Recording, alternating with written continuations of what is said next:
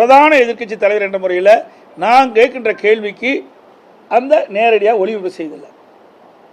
நான் பேசுறதை மட்டும் நேரலையில் ஒளிபரப்பு செஞ்சிருந்தா திமுக படுபாலாது போயிடும். அந்த அளவுக்கு நான் சட்டமன்றத்தில் மக்களுடைய பிரச்சனையை எடுத்து வைக்கிறேன். அதையெல்லாம் நேரலையில் காட்டுவதே கிடையாது. ஆனால் அதற்கு பதில் மட்டும் அவர்கள் சொல்லுவாங்க. ஆக கேள்வி கேட்டதை நேரடியாக ஒளிபரப்பு செய்யணும், நேரலையில் பதிலும் நேரலையில் ஒளிபரப்பு செஞ்சால் தான் மக்கள் புரிந்து கொள்ள முடியும். ஆனால் இந்த ஆட்சியில் அது கிடையாது. அதை போல தான் அங்கேயே அதுக்கு நீதி கிடையாது.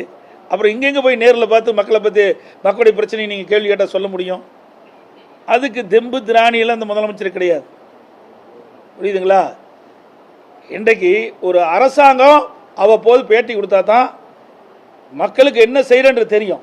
அது முதலமைச்சர்கிட்ட பதில் கிடைச்சா மக்கள் திருப்தி அடைவாங்க. ஆனால் இங்கே செஞ்சால் தானே நீங்கள் கேட்குற கேள்விக்கு பதில் சொல்ல முடியும். எதுவுமே செய்யலையே.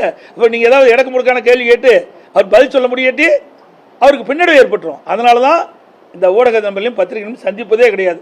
அப்படியே சந்தித்தாலும் யாரும் கோபித்துக் கொள்ளக்கூடாது. நிருபர்களும் பத்திரிகையாளரும் அவர் என்னென்ன கேள்வி சொன்னாலும் அதை மட்டும் தான் கேள்வி கேட்பாங்க. எங்கிட்ட தான் இடப்பெருச்சு கேள்வி கேட்குறீங்க. நான் முதலமைச்சராக இருக்கும்போது அப்படி தான் கேள்வி கேட்குறீங்க, எதிர்கட்சி தலைவராக இருக்கும்போது கேள்வி கேட்குறீங்க. ஆனால் தமிழ்நாடு முதலமைச்சர் பேட்டி கொடுக்குறேன்னா ஏற்கனவே முன்கூட்டியே என்னென்ன கேள்வி தான் கேட்கணும்னு சொல்லியிருப்பாரு. அதுக்கு தகுந்த பதில் அவர் கொடுப்பாரு. அதை நீங்கள் ஒளிபரப்பு செய்வீங்க.